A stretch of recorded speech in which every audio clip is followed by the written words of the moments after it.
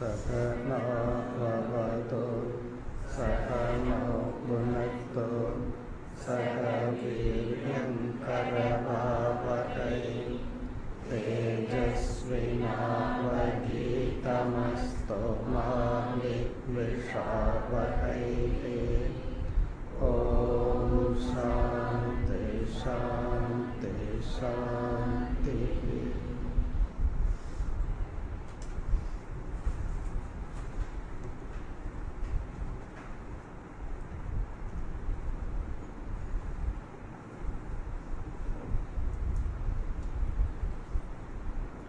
பதினான்காவது ஸ்லோகம். யதா ஜயேத் தமஸ் சத்வம்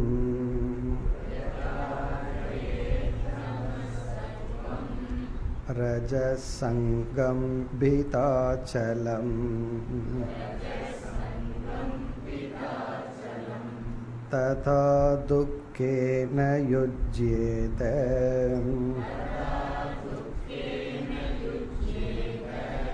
கர்மணா யசஸா ஸ்ரியா.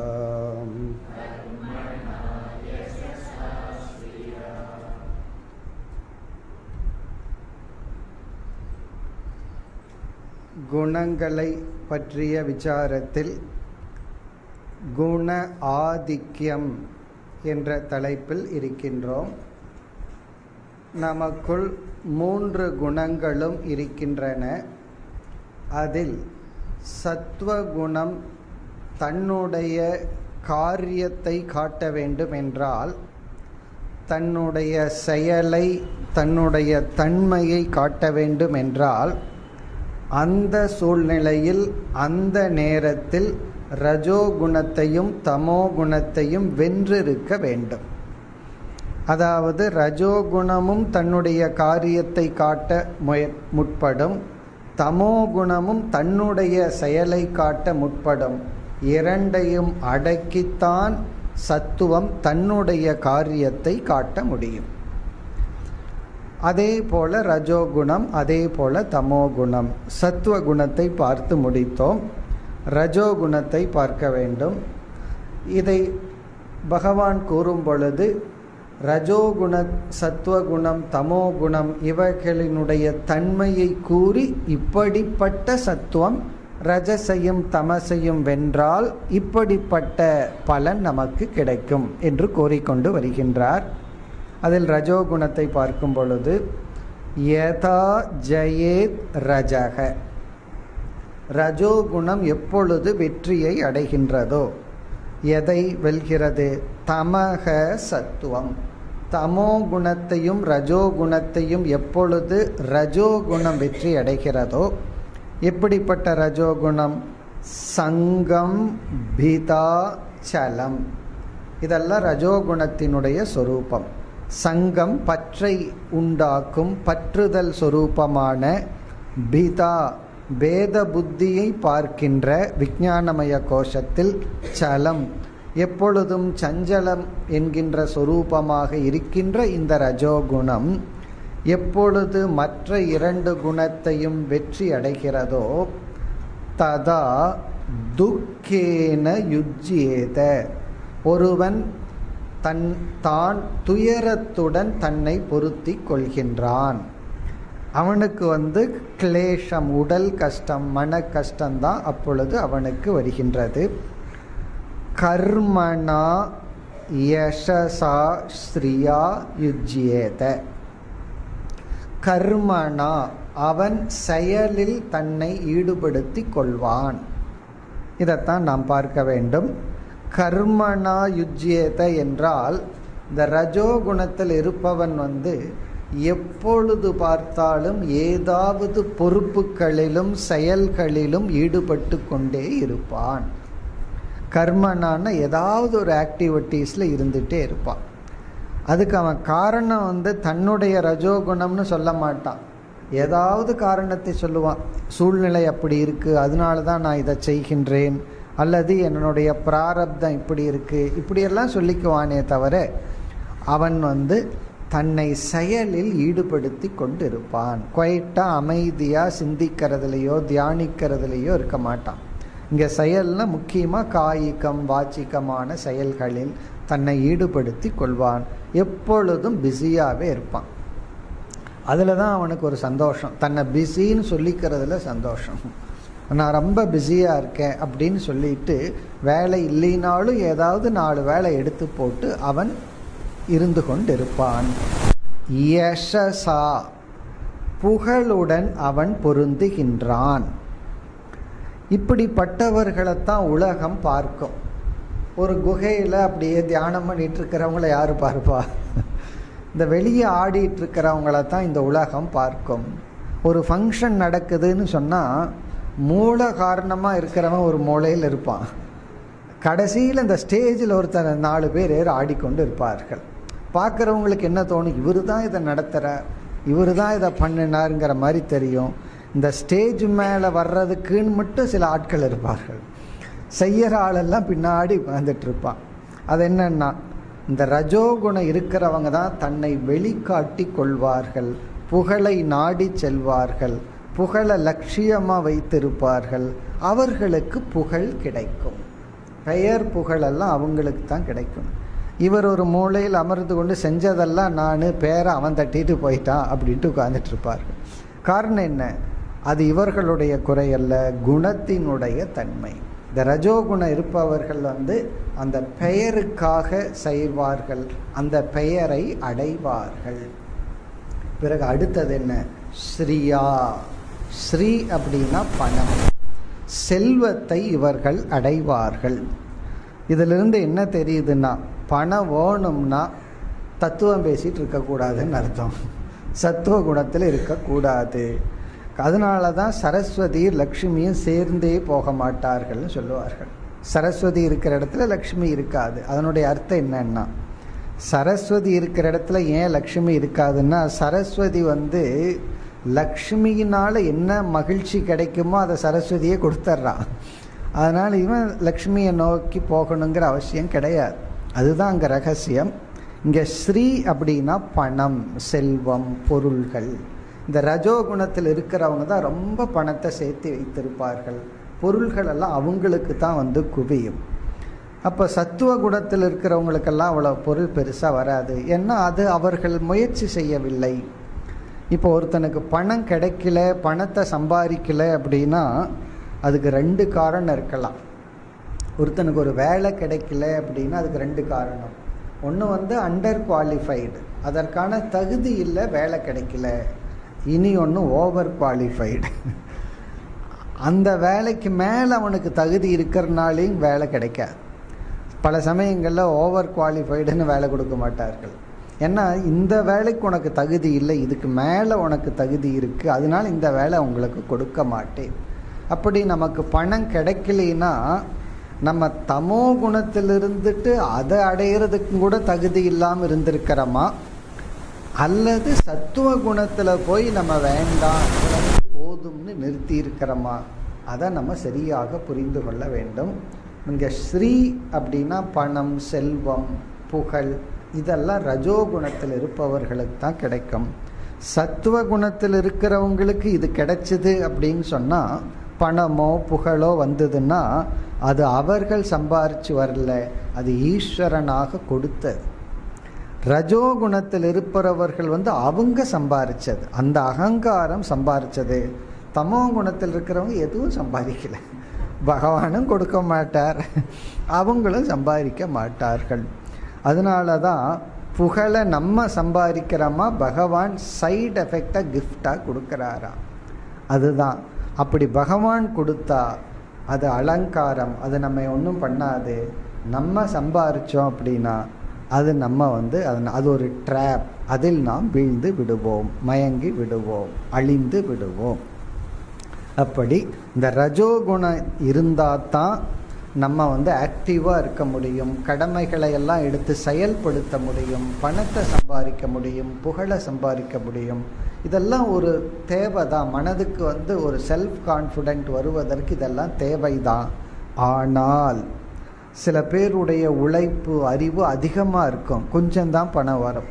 சில பேர்த்துக்கு கொஞ்சம்தான் உழைப்பு இருக்கு, ஆச்சரியமா இருக்கு, இவனுக்கெல்லாம் எப்படி இவ்வளவு பணம் கிடைச்சதுன்னு ஆச்சரியமா இருக்கு, ஒரு அறிவும் இருக்காது. அதெல்லாம் நம்ம ஈஸ்வரனுடைய திட்டம், அல்லது போன பிறவியில் அவன் ஏதோ புண்ணியத்தை பண்ணி வச்சிருக்கான், அதனால குறைவான உழைப்பில் அவனுக்கு அதிக பணம் கிடைச்சிருக்கு. அதெல்லாம் நம்மைய பற்றி முடிவு பண்ண எடுத்துக்கொள்ளக்கூடாது. ஸ்கேல் கிடையாது. எவ்வளவு சம்பாதிச்சிருக்கிறோம் அவ்வளவு நம்ம உயர்ந்தவர்கள்னெல்லாம் நினைக்கக்கூடாது. இவ்வளவுதான் என்னால் சம்பாதிக்க முடிஞ்சது, நான் கீழானவன்னு நினைக்கக்கூடாது. பொருளை வச்சு நம்ம எடை போடக்கூடாது. காரணம், இந்த ரஜோகுணம் உடையவர்களுக்கு தான் பொருள் போகும். நம்ம ஒரு கால் சத்துவத்தில் இருந்தும் பொருளை விட்டிருக்கலாம். இப்படி ரஜோகுணத்தில் இருப்பவர்கள் பொறுப்புகளுடன் செயல்களுடனும் இருப்பார்கள், புகழுடன் இருப்பார்கள். ஏன்னா அவங்க தான் ஆக்டிவாக இருப்பாங்க, அவங்க தான் உலகத்துக்கு தெரியும், அதனால உலகத்தினால புகழப்படுவார்கள், பொருளை அடைவார்கள். இனி தமோ குணத்தினுடைய லட்சணம் என்ன? அந்த தமோ குணம் ரஜசையும் சத்துவத்தையும் வென்று விட்டால் என்ன நிலை ஏற்படும்? அடுத்த ஸ்லோகத்தில் யதா ஜயேத் ரஜஸ் சத்வம்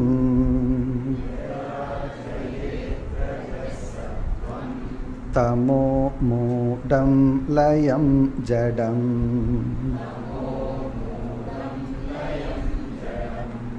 யுஜ்யேத சோகமோகாப்யாம்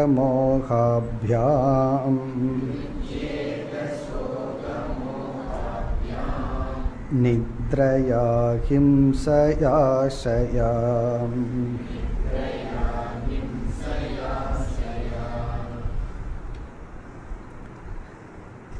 யதா ஜயேத் ரஜஸ் சத்வம் தமக. இங்க சப்ஜெக்ட் தமக. தமோ குணமானது ரஜோ குணத்தையும் சத்துவ குணத்தையும் எப்பொழுது வெற்றி அடைகிறதோ, அப்படின்னா சத்துவ குணம் வரும்போது தமோ குணம் அதை விட சக்தியுடன் அதை அடக்குகின்றது. ரஜோகுணம் மேல் வரும்பொழுது அதை செயல்படுத்தாமல் தமோ குணம் அடக்கி வைக்கின்றது. அப்படி தமோ குணம் எந்த சூழ்நிலையில் எவ்வளவு காலம் எப்பொழுது வெற்றியை அடைகிறதோ, பிறகு முதல் வரியில மற்ற சொற்கள் எல்லாம் தமோ குணத்தினுடைய லட்சணங்கள். இப்படிப்பட்ட தமோ குணம் வெற்றி அடைகிறதோ, இரண்டாவது வரியில என்ன பலன், அந்த தமோ குணம் நம்மை எப்படி என்ன நிலையில் நிறுத்தும். எப்படிப்பட்ட தமோ குணம்? மூன்று சொற்கள்: மூடம், லயம், ஜடம். ஜடத்திலிருந்து வருவோம். ஜட சக்திஹி தமோ குணம்னு பார்த்தோம். தமோ குணம் ஜட சக்தி, செயல்படாத ஒரு நிலை, செயல்படாத தன்மை. செயல்படுவது ரஜோகுணம், சிந்திப்பது சத்துவகுணம். அதனால தான் சுலபமாக ஞாபகம் வச்சுக்கணும்னா, ஞான சக்திங்கிறது சத்துவம், கர்ம அதாவது கிரியா சக்தி அப்படிங்கிறது ரஜஸ், ஜட சக்தி அப்படிங்கிறது தமஸ். ஜடமா இருக்கிறது அதுவும் ஒரு சக்தி தான். அதாவது சில பேர் ரொம்ப ஏதாவது ஒரு பெரிய டேமேஜ் நடந்து வீடு தீ பிடிச்சி எரிஞ்சிட்டு இருக்குன்னு வச்சுக்குவோமே, நம்மளால சும்மா இருக்க முடியுமோ? சில பேர் அப்படியே பார்த்துட்டு நிற்கிறாங்கன்னு வச்சுக்குவோமே, அதுக்கு ஒரு சக்தி வேணுமல்ல. பிறகு காரணம் என்னன்னா, அந்த ஒரு பொறுப்பு இல்லாமல் இருக்கிறதுக்கு ஒரு சக்தி வேணும், ஒரு ஜடத்தை போல இருக்கிறது. அதாவது அந்த இடத்துல மைண்ட் ஆக்டிவ் ஆகாமல் செயல்படாமல் இருத்தல். மனம், சொல், செயல், உடல் இவைகளெல்லாம் ஒரு ஜடத்தை போல இருக்கிறது. அடுத்தது லயம். லயம் அப்படின்னு சொன்னா உறக்கம், உறங்குகின்ற ஒரு சக்தி. அதுவும் ஒரு சக்தி தான். அது ஒரு சக்திங்கிறது வயசாக தெரியும். சின்ன வயசுல நல்லா தூங்கிட்டு இருந்திருப்பார், வயசாக தூக்கம் வர்றதே ஒரு பெரிய ப்ராஜெக்டா இருக்கும். அப்பதான் தெரியும் லயம்ங்கிறதும் கூட ஒரு சக்தி தான். லயம் அதாவது வெளி தோற்றத்திற்கு வராத நிலை, காரியமானது காரணத்தில் ஒடுங்குகின்ற சக்தி. அந்த காரியம் காரணத்துல போய் ஒடுங்குதே, அந்த பவர், அதுதான் லய சக்தி. லயசக்தினா காரணத்தில் போய் ஒடுங்குதல். நம்மளுடைய சூக்ஷ்ம சரீரம் காரண சரீரத்தில் ஒடுங்குதலுக்கு பேரு தான் லயம். லயத்துக்கு என்ன லட்சணம்னா சூக்ஷ்ம சரீரம் காரண சரீரத்தில் ஒடுங்குதல். அப்படி ஒடுங்குற சக்தி தான் லய சக்தி. பிறகு மூடம்.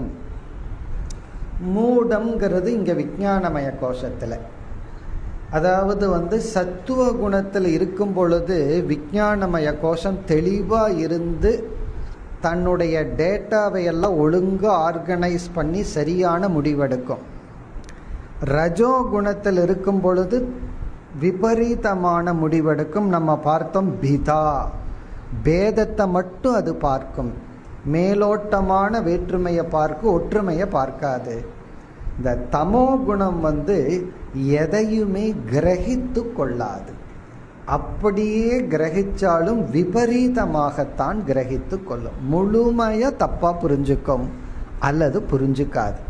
புரிந்து கொள்ளாத சக்தி அப்படியே புரிஞ்சிட்டாலும் முழுமையாக புரிந்து கொள்ளாமல் முற்றிலும் தலைகீழாக புரிந்து கொள்ளுதல்.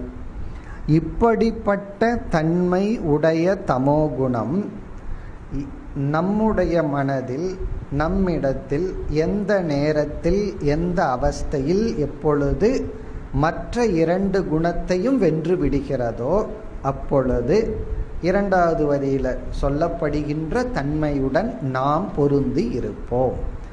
யுஜ்யதே, யுஜ்யதேனா அந்த ஜீவன், அந்த மனிதன் பொருத்தப்படுகின்றான் இப்படிப்பட்ட தன்மைகளுடன். என்னென்ன தன்மை? சோக மோகாபியாம், சோகத்துடனும் மோகத்துடனும் இவன் பொருந்தியவன் ஆகின்றான். சோகம், இந்த ரஜோகுணத்தில் இருக்கிறவங்க அழுகிறதும் கூட கொஞ்சம் சத்தமா நல்லா அழுவார்கள். தமோ குணத்தில் இருக்கிறவன் அழுகிறதும் கூட ஒரு சத்தமா சந்தோஷமா அழுக மாட்டான்னு அர்த்தம். அப்படின்னு என்ன அர்த்தம்னா அதுவும் உள்ளேயே புசுங்கி கொண்டு இருந்தல், புசு புசுன்னு சத்தம் தான் வரும். ஒரு வாய் விட்டும் கூட அழுக மாட்டார்கள். சில சமயங்களில் கஷ்டம் இருந்ததுன்னா சொல்லுவார்கள் வாய் விட்டு அழுதரு அப்படின்னு சொல்லி. அந்த கஷ்டம் அட்லீஸ்ட் வெளிப்பட்டு விடும். இந்த அழுகை சோகத்தையும் அடக்கணும்னா அது நல்லதல்ல.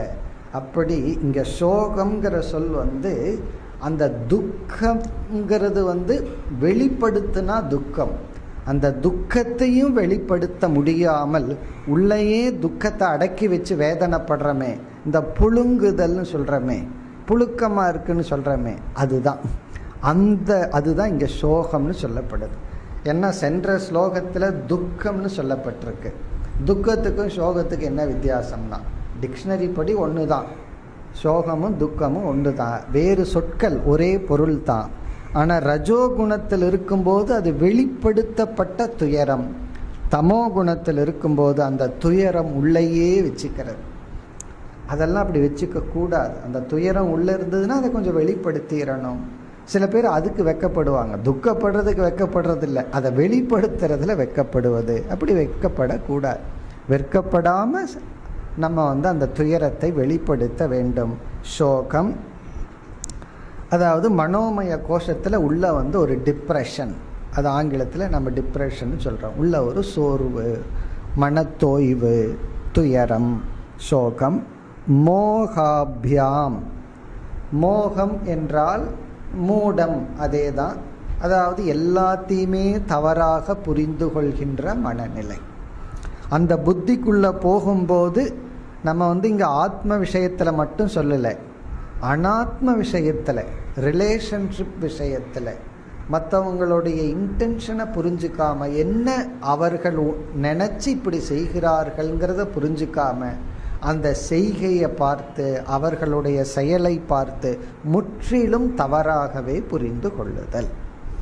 அதாவது சம்பந்தம் இல்லாமல் தப்பு தப்பாக புரிஞ்சுக்கிறது. வீட்டில் கொஞ்சம் ஆஃபீஸில் வேலை இருக்கும், லேட்டாக வந்தால் என் மேலே அக்கறையே இல்லை, அதனால தான் லேட்டாக வர்றீங்கன்னா, அக்கறைக்கும் அக்கறை இருக்கிறதுனால தான் இவர் ஆஃபீஸில் கஷ்டப்பட்டு உழைச்சி சம்பாரித்து வீட்டுக்கு வர்றாரு. உடனே அதை எப்படி பொருள்படுத்துறதுன்னா அக்கறை இல்லை. இந்த மாதிரி, அதாவது எல்லாத்தையுமே தவறாகவே மைண்டு பார்த்தது அப்படின்னு சொன்னா அதுதான் மோகம். அதற்கு அடுத்த சொல் நித்ரயா. நித்ரயா இந்த இடத்துல அதிங்கிற வார்த்தையை சேர்த்திக்கணும். இந்த தமோ குணத்தில் இருப்பவர்கள் அதிநித்ரயா யுஜ்யதே, தேவைக்கு மேல் உறங்கிக் கொண்டு இருப்பார்கள். அவர்கள் இந்த உடலுக்கும் மனசுக்கும் எவ்வளவு உறக்கம் தேவையோ அதை தான் கொடுக்கணும், அதுக்கு மேலே உறங்கக்கூடாது.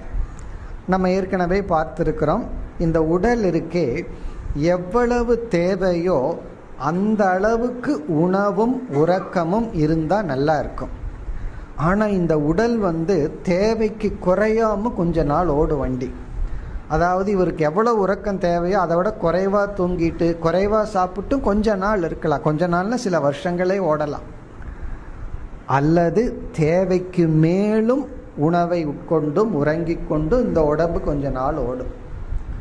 அதுக்கப்புறம் தான் தெரியும். ஒருத்தர் சொன்னார், ஏதோ ஒரு கம்பெனியிலே ஏதோ ஒரு இடத்துல ஒர்க் பண்ணிகிட்ருக்கார், ஒரு முக்கியமான ஃபங்க்ஷன்.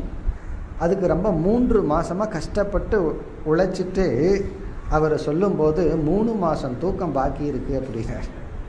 அப்படின்னா என்ன அர்த்தம்?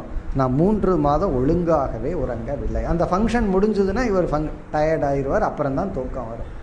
அப்படி கொஞ்ச நாள் அப்படி போகும். அப்படிப்பட்ட நிலை தான் இங்கே நித்ரையா. அது உடம்புக்கு கொடுக்குற ப்ராக்டிஸ். இந்த மனசுக்கும் உடம்புக்கும் அதிகமாக தூங்கி ப்ராக்டிஸ் கொடுத்துட்றது.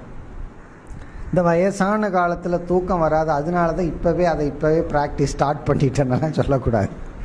வயசான காலத்தில் தூக்கம் வராததுக்கு காரணம் பல, அதை கண்டுபிடிக்கணும். நம்ம ஆக்டிவாக இருக்கும்போது நம்ம சில உணவு பதார்த்தங்கள் சாப்பிட்டாலும் தூக்கம் வரும். சாயந்தரம் இவர் 7 மணிக்கு டீ குடிப்பார், 9 மணிக்கு தூங்குவார். காரணம் என்னென்னா 7 மணி வரைக்கும் ஒர்க் பண்ணியிருப்பார். ரிட்டையர்ட் ஆனதுக்கப்புறம் அதே 7 மணிக்கு டீ குடித்தா எப்படி தூக்கம் வரும்னா, அப்படி சில பழக்கங்களை மாற்றணும், உணவு முறைகளை மாற்றணும். அது நம்ம அதனால தான் உறக்கமெல்லாம் வராமல் போகுது. இப்போ நித்ரா அப்படிங்கிறது எவ்வளவு தேவையோ அதற்கு மேல் தமோ குணத்தில் இருப்பவர்கள் உறங்கி பழக்கப்பட்டு இருப்பார்கள். அது எதற்கும் நல்லதல்ல. அடுத்தது ஹிம்சையா.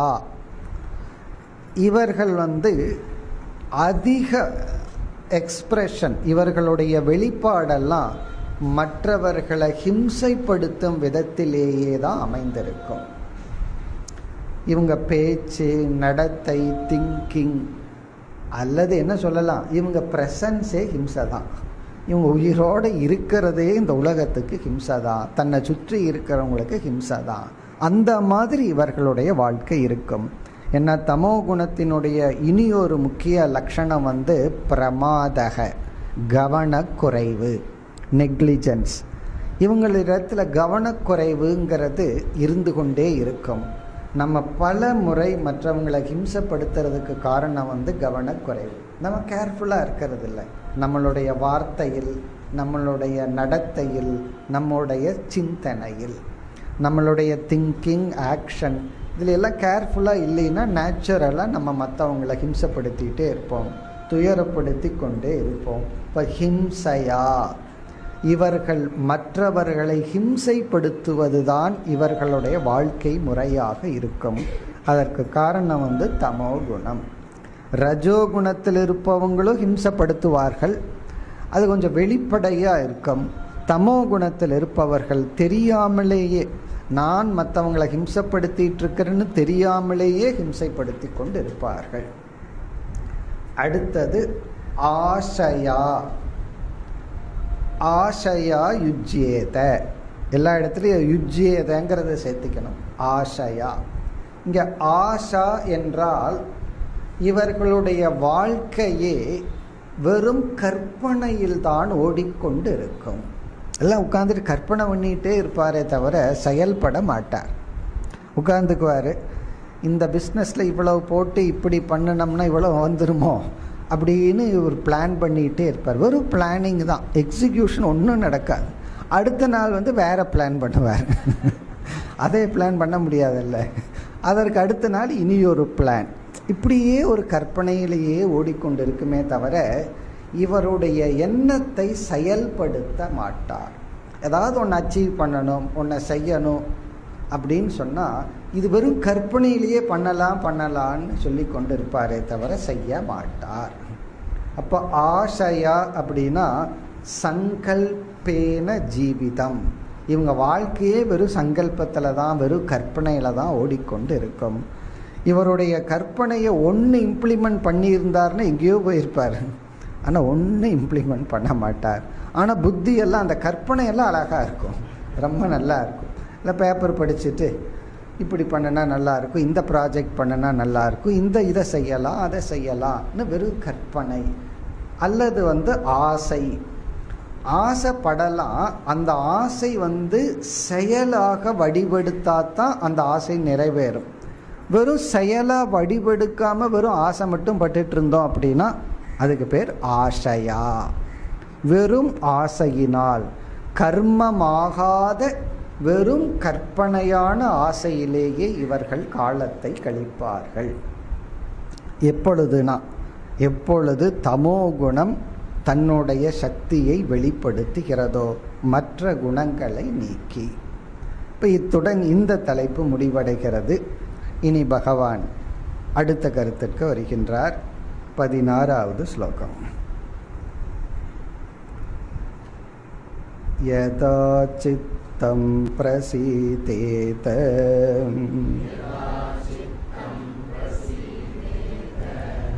இந்திரியாணாம் ச நிர்வருதிஹி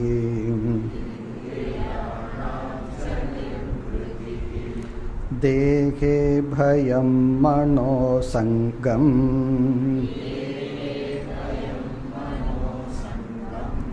தத் சத்வம் வித்தி மத்பதம்.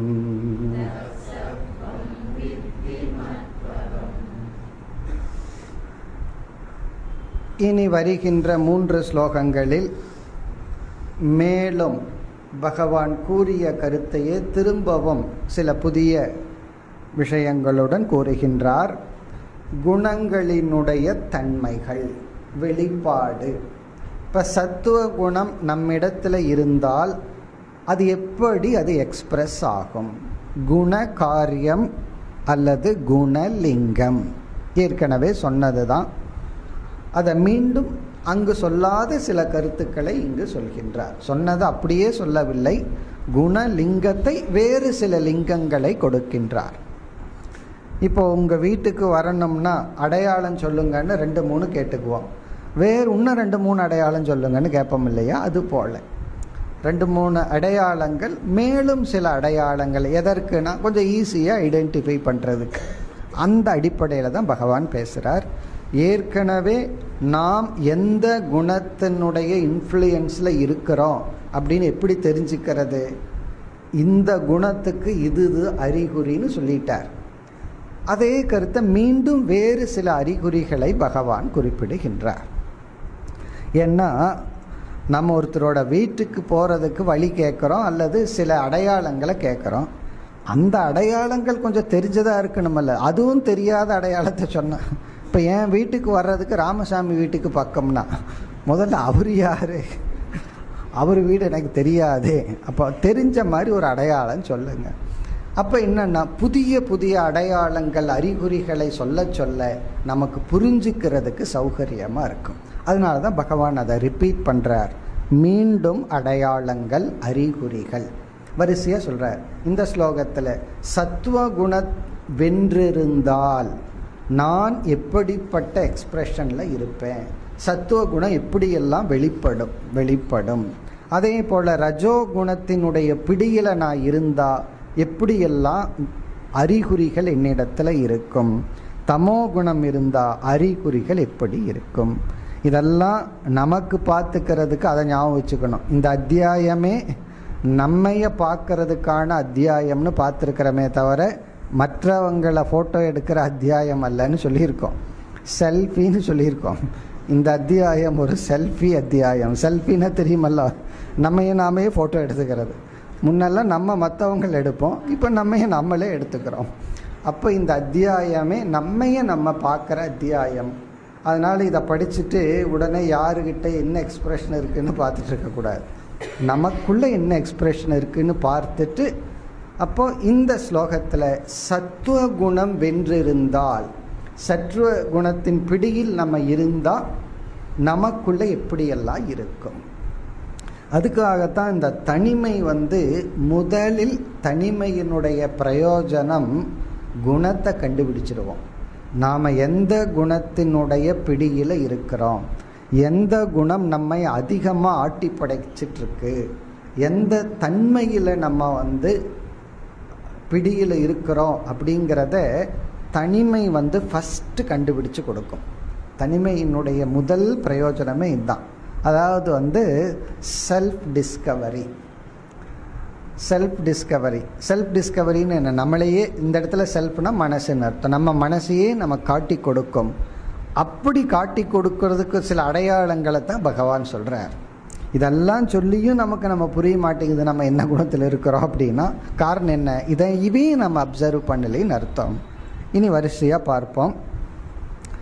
யதா சித்தம் பிரசீதேத, யதா எப்பொழுது இந்த சிம்டம்ஸ், இந்த அறிகுறிகளெல்லாம் இருக்குமோ அப்பொழுது சொல்லுவார் சத்துவ குணத்தின் பிடியில் நீ இருக்கின்றாய் என்று புரிந்துகொள். அதுதான் இந்த ஸ்லோகம். யதா எப்பொழுது, சித்தம் பிரசீதேத, ஃபர்ஸ்ட் கண்டிஷன் சித்தம். இந்த இடத்துல சித்தம் என்றால் நம்முடைய அனுபவங்களினுடைய சேர்க்கை. சித்தம்னா நம்ம சாஸ்திரத்தில் சொல்கிற அதே கருத்து தான், வாசனைகள், பதிவுகள். நம்ம அனுபவங்கள் எல்லாம் பதிஞ்சிருக்கு, அதாவது இம்ப்ரெஷன், வாசனா ரூபமாக இருக்குது. அந்த வாசனைகள் எல்லாம் பிரசீதேதன்னா அமைதியுடன் இருக்கின்றதோ, இந்த சித்தம் அமைதியுடன் இருக்கின்றதோ. அப்படின்னா என்ன அர்த்தம்னா, எந்த நேரத்தில் நம்முடைய மனதை ஒரு இடத்துல செலுத்த விரும்புகிறோமோ அந்த நேரத்தில் பழைய அனுபவங்கள் எல்லாம் தேவையில்லாமல் மேலே நம்மைய டிஸ்டர்ப் பண்ணாமல் அமைதியாக இருக்கின்றதோ. இப்போ ஒருவர் வர்றார் நம்ம வீட்டுக்கு, அவர் ஒரு விருந்தாளியாக வர்றார். அவரை நம்ம என்ன பண்ணணும், ஒரு கெஸ்ட்டாக ட்ரீட் பண்ணி அனுப்பணும், அவரை ஹர்ட் பண்ணாமல் ட்ரீட் பண்ணி அனுப்பணும். அது நம்முடைய கடமை, நம்ம புத்தியும் அதைத்தான் சொல்லுது அப்படி பண்ணணும்னு. ஆனால் அவரிடத்துல ஏற்கனவே ஏற்பட்ட ஃப்ரிக்ஷன்னால் சித்தம் என்ன பண்ணுது, அவன் அன்னைக்கு இந்த மாதிரி நடந்துட்டான், நான் வீட்டுக்கு போகும்போது இந்த மாதிரி தான் பண்ணான், என்னை உட்கார வச்சுட்டு அவன் பாட்டுக்கு தனியாக இருந்தான், அதனால் நானும் என்ன பண்ணுவேன்னா முன்னாடி ரூமில் அமர வச்சுட்டு நான் உள்ளே போய் வேலை பண்ணிகிட்டு இருப்பேன். இதெல்லாம் என்னென்ன சித்தம் சொல்கிற வேலை. அதாவது அந்த சித்தம் ராகத்வேஷங்களுடன் பதிவாகி இருக்கும் பொழுது அந்த பதிவு என்ன பண்ணுதுன்னா அந்த அனுபவம் ராகத்வேஷத்தை வெளிப்படுத்த காரணம் ஆகின்றது.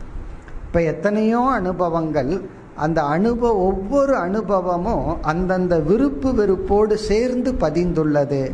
அந்த விருப்பு வெறுப்பு வெளிப்படாமல் இருக்கிறது தான் பிரசீதேத. அந்த ஞாபகம் வரலாம், தப்பு கிடையாது, அப்படி நினைக்க கூட கூடாதுன்னு சொல்லக்கூடாது. லாஸ்ட் டைம் வீட்டுக்கு போகும்போது என்ன இன்சல்ட் பண்ணினார், அந்த மெமரி வர்றதுல தப்பு கிடையாது. ஆனால் அதோடு சேர்ந்து அந்த ராகத்வேஷம் வரக்கூடாது. உடனே நானும் பழி வாங்கணுங்கிற எண்ணம் வரக்கூடாது. அதுதான் சித்தத்தினுடைய பிரசாதம். சித்த பிரசாதக அப்படின்னு சொன்னால் சித்தமே இல்லைன்னு அர்த்தம் கிடையாது, மெமரி எல்லாம் வைப்ட் அவுட்னு அர்த்தம் கிடையாது. மெமரி வரலாம், அது வரணும், ஞாபகம் இருக்கணும். அப்போ தான் கொஞ்சம் கேர்ஃபுல்லாக இருப்போம், மறுபடியும் போய் வாங்கிட்டு வர மாட்டோம். ஏன்னா ஏற்கனவே இந்த ட்ரீட்மெண்ட் நடந்திருக்கு, நம்ம இருக்க வேண்டிய இடத்துல இருந்துக்கலாம். இதெல்லாம் ஒழுங்கான மெமரி இருந்தால் தான். ஆனால் பிரசாதம், சித்தத்தின் பிரசாதம் என்னன்னா விருப்பு வெறுப்பு வராத நிலை. அப்புறம் கடைசியில் நம்ம பகவான்கிட்ட போய் பகவானே உன்னுடைய அனுகிரகம் ஆகணும், உன்னுடைய பிரசாதத்தை எனக்கு கொடுன்னு சொல்கிறோம். உண்மையிலே யாரை பார்த்து நம்ம கும்பிடணும், நம்மைய பார்த்து தான், நம்ம சித்தத்தை பார்த்து தான் நம்ம வணங்கணும். சித்தமே கொஞ்சம் பேசாமல் அமைதியாக இரு, ஜஸ்ட் என் அனுபவத்தை மட்டும் ஞாபகப்படுத்திக்கோ, அதிலிருந்து நீ விருப்பு வெறுப்பை கொடுக்காத, கொஞ்சம் அமைதியாக இரு. அப்படி எப்பொழுது இருக்கின்றதோ அது சத்துவத்தில் தான் நடக்கும். சத்துவ குணம் நமக்கு இருக்கும் பொழுது நம்முடைய சித்தம் பிரசாதத்தை அடையும். இங்க பிரசீதேதன சாந்திஹி, அமைதியை அடைகின்றது. ஜஸ்ட் சித்தம் ஞாபகப்படுத்துது, அவ்வளவுதான். அதுக்கு மேல அது வேற எதுவும் செய்யக்கூடாது. ஞாபகப்படுத்துறதோட விடணும். ஆனா இங்க ஞாபகத்துக்கு அப்புறம் தானே எல்லா ரகலையும் வருது. அப்போ ரஜோகுணம் தமோ குணத்தில் இருக்கிறோம்னு அர்த்தம். இப்ப சித்தம் பிரசீதேத முதல் கண்டிஷன். அடுத்தது இந்திரியாணாம் ச நிர்விருத்திஹி, அதாவது அந்த கரணத்தில் இருக்கிற ஒவ்வொரு அம்சத்தையும் பகவான் எடுத்து விளக்குறார். ஒவ்வொரு சின்ன சின்ன அம்சத்தை எடுத்து சொல்றார். சித்தத்தை சொல்லிட்டார். சத்துவ குணத்துல நம்ம எப்ப இருக்கிறோம்னா நம்மளுடைய சித்தம் அமைதியை அடையும் பொழுது. பிறகு இந்திரியானாம், இப்பொழுது பல விஷயங்கள் நம்ம முன்னாடி இருக்கு, அப்பொழுதும் கூட இந்திரியங்கள் அமைதியை அடைகின்றதோ. நிர்விருத்திகினா பிரசீதேத, அதே அர்த்தம்தான். சாந்திகி, அமைதியை அடைகிறதோ. இந்திரியங்களும் அமைதியுடன் இருக்கின்றதோ அப்படின்னா அறிவுக்கு எதிராக செயல்படுவதில்லையோ. புலன்களும் அறிவுக்கு அடங்கி உள்ளதோ. அது கர்மேந்திரியமாகலாம், ஞானேந்திரியமாகலாம், அதெல்லாம் அமைதியாக உள்ளதோ. இது எப்பொழுதுன்னா விஷயங்கள் முன்னாடி இருக்கும் பொழுது. விஷயங்கள் முன்னாடி இருக்கும் பொழுது இந்திரியம் டெம்ட் ஆகிறதில்லை, இந்திரியங்கள் அமைதியை அடைகின்றதோ. நிர்விருத்திகினா அமைதியுடன் உள்ளதோ, அதாவது புலன்களினால் நம்ம டிஸ்டர்ப் ஆகிறது இல்லையோ. நம்ம பல சமயம் அப்படித்தானே சொல்லிக்கிறோம், இந்த கண்ணு சும்மா இல்லை, காது சும்மா இல்லை, நாக்கு சும்மா இல்லை, அதனால தான் நான் இந்த மாதிரி பேசிட்டேன், இதை சாப்பிட்டேன்னெல்லாம் சொல்கிறோமல்ல. அப்படி இல்லாமல் தமக, கட்டுப்பாட்டுடன் இந்திரியங்கள் உள்ளதோ. அடுத்தது இரண்டாவது வரியில் தேகே அபயம். தேகே அபயம், இது ஒரு அழகான கான்செப்டை பகவான் சொல்றார். இந்த சத்துவ குணத்தில் இருக்கும் பொழுது நம்முடைய ஸ்தூல சரீரத்தை குறித்து நமக்கு பயம் இருக்காதான், அபயம்தான் இருக்குமா. முதல்ல சித்தத்தை சொன்னார், அப்புறம் இந்திரியத்தை சொன்னார், இப்ப ஸ்தூல சரீரத்தை பத்தி சொல்றார். தேகே அபயம் என்றால் நமக்கு இந்த தேகத்தை குறிச்ச ஒரு பயம் இருந்துட்டே இருக்கும். அதிகமா இருக்கிற பயம் ரோக பயம், அப்பப்ப வர்ற பயம் மரண பயம். இந்த தேகம் அழிஞ்சிருமோ, இந்த தேகத்துக்கு நோய் வந்துருமோ அப்படின்னு ஒரு பயம். இந்த தேகத்தை குறித்து ஏதாவது வந்துருமோன்னு ஒரு பயம். ஒன்றும் வராது, இவரு வந்துருமோ அப்படின்னு ஒரு பயம். இந்த உடலை குறித்த சில பயம், ஏதாவது ஆயிரமோ வந்துருமோ. தேகே அபயம்னா சரீரத்தை குறித்து இவன் பயப்படுவதில்லை. அதாவது ஸ்தூல சரீர நிமித்தமா மைண்டு டிஸ்டர்ப் ஆகிறது இல்லைன்னு அர்த்தம். உடம்பு இப்படி இருக்கே, உடம்பு அப்படி இருக்கு அப்படின்னு நினைச்சு அபயம் அப்படின்னு சொன்னா இந்த இடத்துலயும் அதே அர்த்தம்தான். தேக நிமித்த நிர்விருத்திகி, இந்த ஸ்தூல சரீர நிமித்தமா மைண்டு டிஸ்டர்ப் ஆகாம இருக்கணும். ஆனா பல சமயங்கள்ல அப்படி இல்லை. வெயிட், சில பேர் வெயிட் பார்க்கறதுக்கு கூட தயாரா இருக்கிறது இல்லை, அதிகமாக காட்டிருமா. ஒருத்தர் அப்படித்தான், வேயிங் மிஷின் எங்கிட்ட இருக்கு பார்க்குறீங்களான்னா பார்க்க மாட்டேன்ட்டாங்க. கேட்டால் அதை அதிகமாக காட்டிடும். நான் சொன்னேன் அதெல்லாம் கரெக்டாக காட்டணும், அதனால தான் நான் பார்க்க மாட்டேன். ஆச்சரியமாக இருந்துச்சு.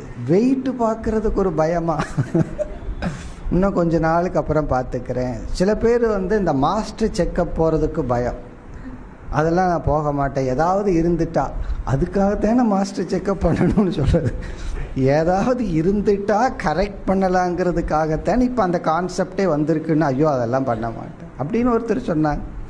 காரணம் என்னென்ன, பயம். ஏதாவது இருந்துட்டா என்ன ஆகிறது தெரியாமல் இருக்கிற வரைக்கும் ஓகே, அப்படி இந்த தேகத்தை நினைச்ச ஒரு பயம், அது இல்லாமல் இருக்கிறது தேகே அபயம். இப்படியெல்லாம் பகவான் யோசிச்சிருக்காருன்னு பார்ப்போம். நம்ம எப்படியெல்லாம் யோசிக்கிறோமோ அதெல்லாம் யோசிச்சு பகவான் பதில் சொல்றார். அப்போ இந்த தேக நிமித்தமா, உடல் நிமித்தமா, சில பேர்த்துக்கு ஐயோ வயசாகுதுன்னு பயம், பேசாமல் இருந்தால் கொஞ்சம் வயசு மெதுவாகும், இவர் பயப்பட்டுட்டே இருந்தால் என்ன பண்ணுறதுன்னா, இதெல்லாம் தேக நிமித்தமா, வயசாயிடுதேன்னு பயம், உடலினுடைய தன்மை மாறுகிறதே, முடி நரைச்சிட்டு வருதே, இப்படி எல்லா விதத்திலையும்.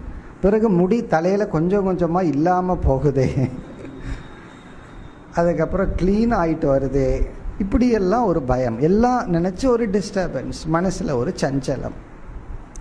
அது எப்பொழுது இல்லையோ, ஸ்தூல சரீரத்தை பார்க்கும் பொழுது எனக்கு ஸ்தூல சரீர நிமித்தமாக எந்த விதமான கம்ப்ளைண்ட்டும் கிடையாது. அது அப்படித்தான் இருக்கும், இருந்துட்டு போகட்டும். அது இந்த இந்த இவ்வளவு நாள் ஓடிச்சல்ல, அது பெரிய விஷயம். காரும் கூட 7 வருஷம் 8 வருஷம், அப்போ நம்ம உடம்பு எவ்வளோ வருஷம் ஓடிட்டுருக்கு, பெரிய விஷயம். அது இவ்வளவு கிலோமீட்டர் ஓடுனா அது அதுக்கு மேலே அது அதனுடைய பர்பஸை அது சர்வ் பண்ணிடுதுன்னு சொல்கிறோம் இல்லையா. அதே போல் இத்தனை வருஷம் ஓடியாச்சு. இவர் 85 வயசில் யோசிக்கிறார் எனக்கு ஏன் ரிங்கிள் வந்துச்சு அப்படின்னு சொல்லி. பிறகு அப்போ அது வராமல் இருக்கிறது ஆச்சரியம். அப்படி தேகே அபயம். தேக நிமித்தமாக என் மைண்டு டிஸ்டர்ப் ஆகாமல் இருந்தால் நான் சத்துவத்தில் இருக்கிறேன். தேக நிமித்தமாக அதனோட வெயிட்டு, காம்ப்ளெக்ஷன், இது நிமித்தமாக நான் டிஸ்டர்ப் ஆகிட்டேன்னா சத்துவத்தை விட்டுட்டு ரஜஸ் தமஸில் இருக்கிறேன்னு அர்த்தம். அடுத்தது மனோசங்கம், மனக அசங்கம். இதை நம்ம மனக அசங்கம் படிக்கணும். மனக அசங்கம் அதாவது ஒவ்வொரு பகுதியாக பகவான் அட்ரஸ் பண்ணிட்டு இருக்கார். இங்கே மனக அப்படின்னா மனம் புத்தின்னு பிரிச்சிடறமல்ல, அந்த மனசை சொல்றார். அது பற்றற்ற நிலையில் இருக்கின்றதோ, அசங்கம்னா பற்றற்ற தன்மையில் உள்ளதோ, பொருள்களிடத்திலும் மனிதர்களிடத்திலும், மற்ற மனிதர்களிடத்திலும் மற்ற பொருள்களிடத்திலும். இங்கே பற்றற்றுன்னு சொன்னால் 100% பற்றற்றுன்னு அர்த்தம் இல்லை, அதிக அட்டாச்மெண்ட் இல்லாமல் இருக்கும். பாசமாக இருக்கணும் தான், குடும்பத்தோடு இருக்கிறவங்ககிட்ட பாசமாக இருக்கணும், கடவுள்கிட்ட பெரியவங்கிட்ட பக்தியோடு இருக்கணும், அதெல்லாம் ஓகே. பட் இங்கே அசங்கம்னு சொன்னால் நம்ம வேதாந்தத்தில் ஃபைனலாக சொல்கிற அசங்கத்தை பற்றி பேசலை. அதாவது மைண்டு டிஸ்டர்ப் ஆகாத அளவு ஒரு பற்றற்ற தன்மை, அதிக பற்றில்லாமல் இருத்தல். பாசத்தோடு இருக்கிறோம், அவங்களுக்கு ஒரு கஷ்டம் வந்தால் அந்த நேரத்தில் கொஞ்சம் நேரம் டிஸ்டர்ப் ஆகிறோம், அதெல்லாம் நார்மல் மைண்டு தான். நம்ம இந்த இடத்துல உடனே ஒரு முக்தனாலாம் கற்பனை பண்ணிட்டு இருக்க வேண்டாம், சாதாரணமாக இருந்தால் போதும். அதைத்தான் இங்கே பகவான் சொல்கிறார்.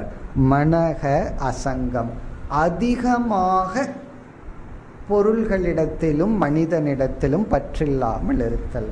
இந்த அதிக பற்றத்தான் இனி ஒரு வார்த்தையில் பயன்படுத்துவோம், அபினிவேஷகன்னு சொல்லி. அபினிவேஷம்னா ஓவர் அட்டாச்மெண்ட், அது இல்லாமல் இருத்தல் தான் இங்கே பகவான் சொல்கிறார். மனக அசங்கம், மனம் பற்றற்று இருக்கின்றதோ. கண்டிப்பாக நம்மளுடைய சேர்ந்தவர்களிடத்துல எல்லாம் ஒரு பந்த பாசமெல்லாம் இருக்கணும், அப்போ தானே நம்ம மனுஷங்க. அவங்களுக்கு ஒரு நல்லது கெட்டதுன்னா மனசு அந்த நேரத்தில் கொஞ்சம் பாதிக்கலாம், அது பற்றி இங்கே பேச்சில்லை. அதிகமாக பற்றில்லாமல் இருத்தல். இப்படி இருக்கும் பொழுது வித்தி தத் சத்துவம், இது சத்துவ குணத்தினுடைய வெளிப்பாடாக அறிந்துகொள் உத்தவா என்று பகவான் குறிப்பிடுகின்றார். வித்தி அறிந்துகொள், தது சத்துவம் அப்படின்னு சொன்னால் இதெல்லாம் சத்துவத்தின் எக்ஸ்பிரஷன், சத்துவத்தின் வெளிப்பாடாக உணர்ந்துகொள். பிறகு இந்த சத்துவ குணத்துக்கு பகவான் இனி ஒரு அடைமொழி கொடுக்கிறார், மத்பதம். சத்துவ குணத்துக்கு அடைமொழி கடைசி சொல் மத்பதம். மத்பதம் என்றால் இந்த சத்துவ குணம் என்னை அடைவதற்கான ஒரு படி, ஒரு ஸ்டெப், முக்கியமான கடைசி படி. பதம் அப்படின்னா இந்த இடத்துல படின்னு அர்த்தம், ஸ்டெப்ஸ். மத் பதம், மத்னா என்னை அடைய படி, அல்லது மத்பதம்னு சொன்னால் இந்த பரமபதம்னெல்லாம் சொல்கிறோமே, வைகுண்ட பதம்னெல்லாம் சொல்கிறோமே, அதாவது என்னை அடைய மார்க்கம். இங்கே பதம்னா வழி, மார்க்கம், துவாரம், கதவு. அதாவது என்னை அடைவதற்கு, மோட்சத்தை அடைவதற்கான நுழைவாயில் எதுனா சத்துவகுணம். அப்போ நம்ம லட்சியம் என்னன்னா தமோ குணத்திலிருந்து ரஜோகுணத்துக்கு வரணும், ரஜோகுணத்திலிருந்து சத்துவகுணத்துக்கு வரணும், சத்துவகுணத்திலிருந்து நாம் இறைவனை அல்லது மோட்சத்தை அடைய வேண்டும். இப்போ மத்பதம் சத்துவம், என்னை அடைய துவாரமாக, கதவாக, வழியாக இருக்கின்ற சத்துவம் இப்படிப்பட்ட தன்மையுடன் உன்னை வைத்திருக்கும். அதனாலதான் இந்த சத்துவத்தில் இருக்கிறதே ஒரு சுகம். இந்த சத்துவத்துக்கு வந்துட்டாவே நமக்கு ஒரு இளைப்பாடுற மாதிரி, அதில் ஒரு நிறைவு இருக்கும். பிறகு என்ன மைண்டு கண்டுபிடிக்கணும்னா, இதுவும் சாஸ்வதம் அல்ல, இதற்கும் மேலே இருக்குன்னு கடந்து போகணும். அது அப்புறம் பார்ப்போம். இப்போ சத்துவத்துக்கு வர்றதுக்கு பார்ப்போம். சத்துவத்துக்கே வராமல் நம்ம சத்துவத்தை எப்படி கடக்கிறதுன்னு ஒருத்தர் கேள்வி கேட்டுட்டு இருந்தார்னு வச்சுக்கோமே, என்ன பிரயோஜனம்? முதல்ல சத்துவத்துக்கு வருவோம், பிறகு அதை நம்ம கிடப்போம். மற்ற குணத்தை கடந்து சத்துவத்துக்கு வரணும். சத்துவத்தை சத்துவத்தில் இருந்து தான் கடக்க முடியும். சத்துவத்தை கடந்ததுக்கு அப்புறம் இவர் சத்துவத்தில் தான் இருப்பார், ஆனால் விஞ்ஞானமய கோஷ ரீதியில் கடந்திருப்பார். இனி அடுத்த ஸ்லோகத்தில் ரஜோகுணம், இதுக்கு ஜஸ்ட் ஆப்போசிட்டாக பகவான் சொல்ல போகிறார். அதே சொற்களை சிலதெல்லாம் போட்டு இதுக்கு தலைகீழாக இருந்தால் ரஜோகுணத்தின் பிடியில் ஒருவன் இருக்கின்றான் என்று புரிந்து கொள்ள வேண்டும். 17வது ஸ்லோகம். விகுர்வன் கிரியயா சாதீஹி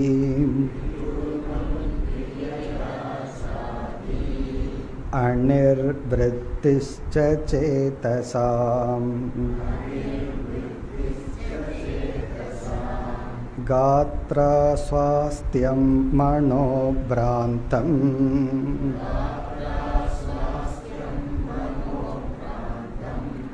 ரஜ ஏதைர் நிஷாமய.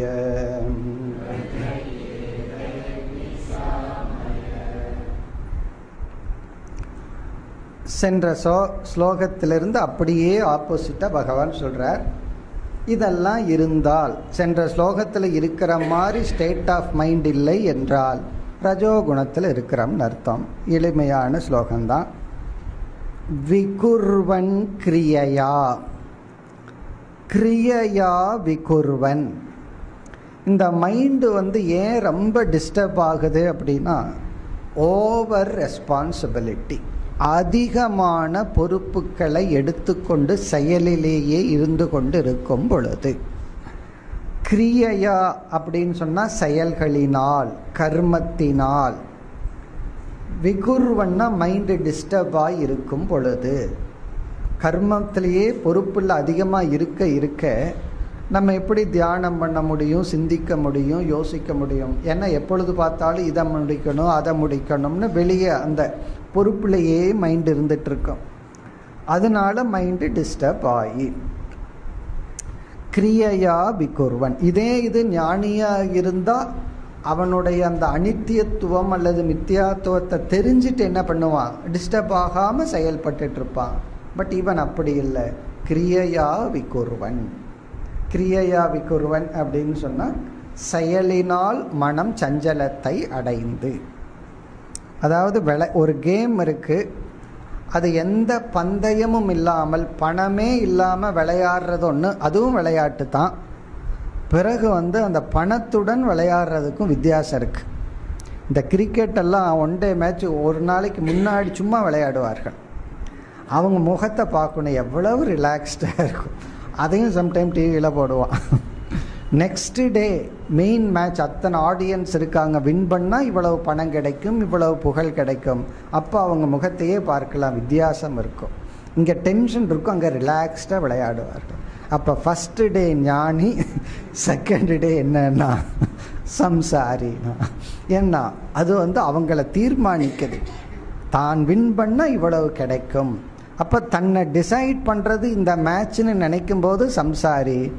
ஜஸ்ட் ஒரு ஃப்ரெண்ட்லி மேட்ச், ஒரு விளையாட்டுன்னு விளையாடுனா அது ஞானி. ஞானி எப்பொழுதுமே ஃபர்ஸ்ட் டே மேட்சில் இருக்கான்னு அர்த்தம், சீரியஸாக விளையாடலை அப்படின்னு அர்த்தம். அதுதான் கிரியையா விகுர்வன்னா, செயலினால் டிஸ்டர்ப் ஆகாமல் இருக்கிறான் ஞானி. இவன் செயலினால் டிஸ்டர்ப் ஆகிறான். ஒவ்வொரு செயலும், ஒவ்வொரு பொறுப்பும், ஒவ்வொரு எக்ஸ்பிரஷனும், ஒவ்வொரு இவனுடைய செயல்களும் இவனுடைய மனதை விகாரப்படுத்தி கொண்டுள்ளது. அடுத்த சொல் சாதீகின்னு இருக்கு. அதை நம்ம பிரிக்கும் பொழுது ச ஆதீகின்னு பிரிக்கணும், அதீகின்னு பிரிக்கக்கூடாது. ஆதீகி, அங்க ஆதீகின்னு பிரிக்கணும். ஆதீகி அப்படின்னு சொன்னா தீகினா புத்தி அல்லது மனம். ஆ அப்படின்னா எல்லா பக்கமும் அலைந்து கொண்டிருக்கின்ற அப்படின்னு அர்த்தம். ஆங்கிற சொல்லுக்கு சமந்தாத், நாலா பக்கங்களிலும் அப்படின்னு அர்த்தம். ஆதீகினா நாலா பக்கங்களிலும் அலைந்து கொண்டிருக்கின்ற புத்தி. இவனுடைய புத்தி எல்லா பக்கங்களிலும் அலைந்து கொண்டு இருக்கும். இதுவா அதுவா, இது பண்ணலாமா அது பண்ணலாமா, ஒன்று பண்ணுவார், பிறகு பாதியில் விட்டுட்டு இனி ஒன்று பண்ணுவார், பாதியில் விட்டுட்டு இனி ஒன்று பண்ணுவார். இப்படி புத்தி அலைந்து கொண்டும் இருக்கின்ற, எல்லா பக்கங்களிலும் அலைந்து கொண்டிருக்கின்ற புத்தி. அனிர்விருத்திஷ்ச சேதசாம். சென்ற ஸ்லோகத்தில் நிர்விருத்திகினார், அமைதினார். இங்க அமைதியின்மை. இங்க சேதஸ்ங்கிற சொல்லுல இந்திரியங்கள் என்று பொருள். ஞானேந்திரியங்கள், கர்மேந்திரியங்கள் இவைகளெல்லாம் அனிர்விருத்திகினா பரபரப்புடன் இருக்கும், அமைதியாக இல்லாத இந்திரியங்கள், புலன்கள். அனிர்விருத்திகிச்ச சேதசாம், எல்லா புலன்களும் இந்திரியங்களும் அமைதியின்மையுடன் இருக்கும், பரபரப்புடன் இருந்து கொண்டிருக்கின்ற நிலை. இந்த இடத்துல சேதசாம்னா குறிப்பா கர்மேந்திரியங்கள் அல்ல, ஞானேந்திரியங்கள். எல்லா ஞானேந்திரியங்களும் கண்ணு, காது இவைகளெல்லாம் ஒரு பரபரப்புடன் இருக்கும், அமைதி இல்லாமல் இருக்கும். ஒரு சேனலை ஒழுங்கா பார்க்காதுன்னு அர்த்தம். அவ்வளவு சேனலை மாத்திட்டே இருக்கும். காரணம் என்னன்னா அதை பார்க்கறதுக்கும் கூட பொறுமை இல்லை. அப்ப கண்ணு, காது இவைகளெல்லாம் அமைதியின்மையுடன் இருத்தல். இரண்டாவது வரியில் காத்ரா அஸ்வாஸ்தியம். காத்ரா அஸ்வாஸ்தியம் என்பது கர்மேந்திரியங்களினுடைய அமைதியின்மை. அஸ்வாஸ்தியம்னா அமைதியின்மை. காத்ரான்னா குறிப்பா சொல் போன்றவைகள், பேச்சு இவைகளெல்லாம். அஸ்வாஸ்தியம்னா அது அதனுடைய நிலையில் இல்லாத தன்மை. வாயா இல்லாம அது ஏதாவது தேவையில்லாததை பேசிக்கொண்டு ஹிம்சை செய்து கொண்டு, தனக்கும் மற்றவங்களுக்கும் ஹிம்சை கொடுத்து கொண்டு இருக்கின்ற நிலை. காத்ரா அஸ்வாஸ்தியம், அதாவது கர்மேந்திரியங்கள் அமைதியுடன் இருக்காது. விருதா சேஷ்டான்னு சொல்லப்படும் சாஸ்திரத்தில். விருதா சேஷ்டான்னா இந்த மூமெண்ட், நம்மிடம் இருந்து வருகின்ற கர்மம் ஏதாவது ஒரு பிரயோஜனத்தை கொடுக்கணும். ஒரு செயல் செய்தால் அது ஒரு பிரயோஜனத்தை கொடுக்கணும். இது சும்மா சில பேர் காலாட்டிட்டு இருப்பார்கள், கையாட்டிட்டு இருப்பார்கள். இதெல்லாம் என்னன்னா, இல்லைன்னா பஸ் டிக்கெட்டை கிழிச்சிட்டு இருக்கிறது, இதெல்லாம் என்னன்னா விருதா சேஷ்டா, பயனற்ற செயல். அந்த செயலுக்கு ஒரு பிரயோஜனமும் இல்லை. எக்ஸசைஸாவது இருந்தால் அதுவும் பரவாயில்ல, அப்படியும் இருக்காது. அதான் காத்ரா அஸ்வாஸ்தியம். மனஹ பிராந்தம். மனஹ பிராந்தம், மனம் எப்பொழுதும் தவறான எண்ணங்களிலும் தவறான புத்தியிலும் அலைந்து கொண்டுமே இருக்கும். சென்ற ஸ்லோகத்தில் என்னென்ன பார்த்தோமோ அதுக்கெல்லாம் ஜஸ்ட் ஆப்போசிட், தலைகீழா இருக்கிற நிலை.